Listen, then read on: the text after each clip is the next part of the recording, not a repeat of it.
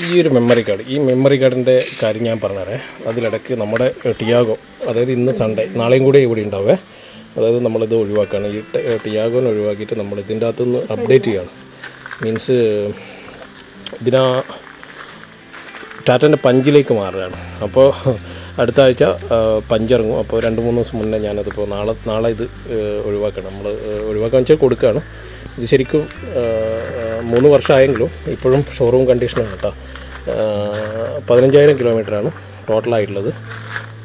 പക്ഷേ എന്താ പ്രശ്നം വെച്ചാൽ 2020 ഇറങ്ങിയതാണ്. 2020 ഇറങ്ങിയെന്ന് വെച്ചാൽ നമ്മളെ 2020 ഡിസംബറിലാണ് ഞാനിത് വാങ്ങിച്ചത്. 2021 ഇതിൻ്റെ ഫ്രണ്ട് ഭാഗം കേട്ടോ. ഈ ഫ്രണ്ട് ഭാഗം ഇപ്പോൾ ഒരു പുതിയൊരു മോഡലിലാണ് വന്നിട്ടുള്ളത്. ഇതുപോലെയല്ല ഉള്ളത്. പക്ഷേ ഇപ്പോഴും വാല്യൂ ഇതിന് തന്നെ കേട്ടോ. ഈ പഴയ മോഡലിനാണ് ഇപ്പോൾ മാർക്കറ്റിൽ വാല്യൂ നിൽക്കുന്നത്. അത് എന്താണെന്നുള്ള റീസൺ എനിക്ക് വ്യക്തമായി അറിയില്ല. എനിക്ക് വണ്ടീനെ പറ്റി അങ്ങനെ കൂടുതലൊന്നും പറയാനറിയില്ല. പക്ഷേ ഇപ്പോഴും ഷോറൂം കണ്ടീഷനാണ്. ചെറിയൊരു സ്ക്രാച്ച് സൈഡിലുണ്ട് എന്നല്ലാതെ വേറെ ഒരു കുഴപ്പമൊന്നുമില്ല. അപ്പോൾ ഞാനൊരു മെമ്മറി കാർഡ് കാണിച്ചു തന്നല്ലേ. മെമ്മറി കാർഡിൻ്റെ ഉപയോഗം ഞാൻ കാണിച്ചുതരാം. ഒരു മിനിറ്റ്, അത് തുറന്നു. മെമ്മറി ഞാനിതുവരെ കാണിച്ചില്ല കേട്ടോ. അത് എന്താണെന്ന് വെച്ചാൽ നമുക്ക് എൻ്റെ വണ്ടിയിലൊരു ഡാഷ് ക്യാം ഉണ്ട്. ഇതാ സിയോമീൻ്റെ MI ഡാഷ് ക്യാമാണ്. എൻ്റെ ഫ്രണ്ട് ഇതാ കണ്ട ശരിക്കും ഒരു ക്യാമറേൻ്റെ. അതിൽ ഇതുവരെ ഞാൻ കാണിച്ചില്ല. 2 വർഷമായി ഇപ്പോൾ വണ്ടിയിൽ. ഇപ്പോൾ 2 വർഷമായി.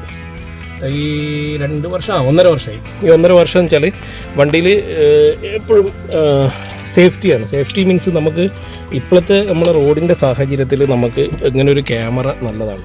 പക്ഷെ ഞാൻ എടുത്ത ഈ ക്യാമറ നല്ല സാധനമാണ്. ഞാൻ ഗൾഫിൽ നിന്ന് നൂണിന്ന് വാങ്ങിച്ചാണ് കണ്ടോ. ഇതിൽ മെമ്മറി കാർഡ് ഞാൻ പുറത്തെടുത്തിട്ടായിരുന്നുള്ളത്.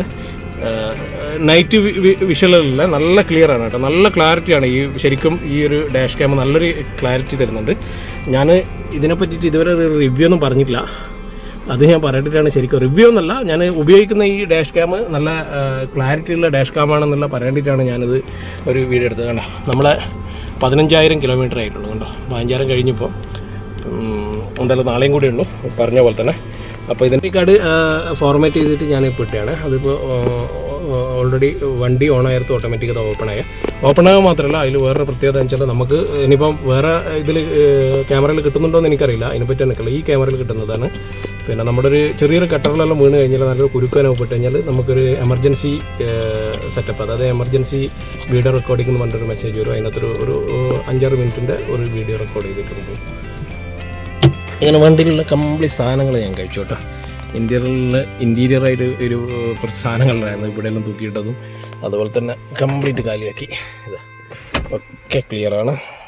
പിന്നെ ഡാഷ് ക്യാമ മാത്രമല്ല, ഡാഷ് ക്യാമ എന്തായാലും ഞാനിത് ഷോറൂമിൽ തന്നെ ഹാൻഡ് ഓവർ ചെയ്യുന്നത്. അപ്പോൾ അവരിന്ന് വണ്ടി എടുക്കാൻ വരും എന്ന് പറഞ്ഞു.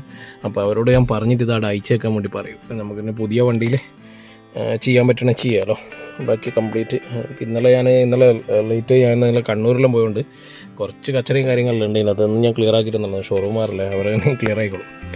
ഞാൻ പിന്നെ ഇത് അധികം പബ്ലിസിറ്റി കൊടുത്തിട്ട് സെയിലാക്കാഞ്ഞെന്ന് വെച്ചാൽ നമുക്ക് അതിനുള്ള ടൈമില്ല. കാരണം വെച്ചാൽ ഇത് ഷോറൂം കയറാകുമ്പം അതിൻ്റെ പേപ്പർ വർക്കിൽ അത്രയും പെട്ടെന്ന് കാര്യങ്ങളെല്ലാം നടത്തിയിട്ട് എനിക്കിനി ഒരു 10-20 ദിവസം കൂടിയേ ഉള്ളൂ, ബാക്കിയുള്ളൂ. 20 ദിവസം ഇല്ല.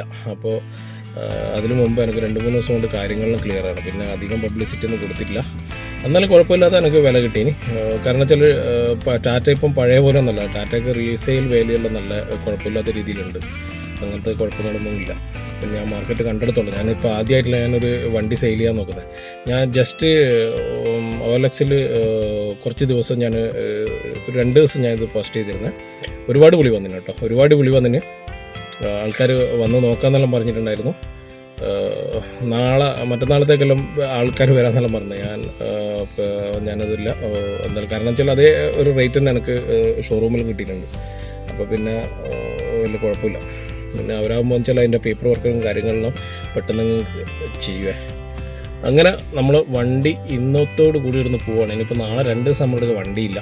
അപ്പോൾ എനിക്ക് തോന്നുന്നു മറ്റന്നാൾ ബുധനാഴ്ചത്തേക്ക് നമുക്ക് മറ്റേ രജിസ്ട്രേഷനിൽ കഴിയും.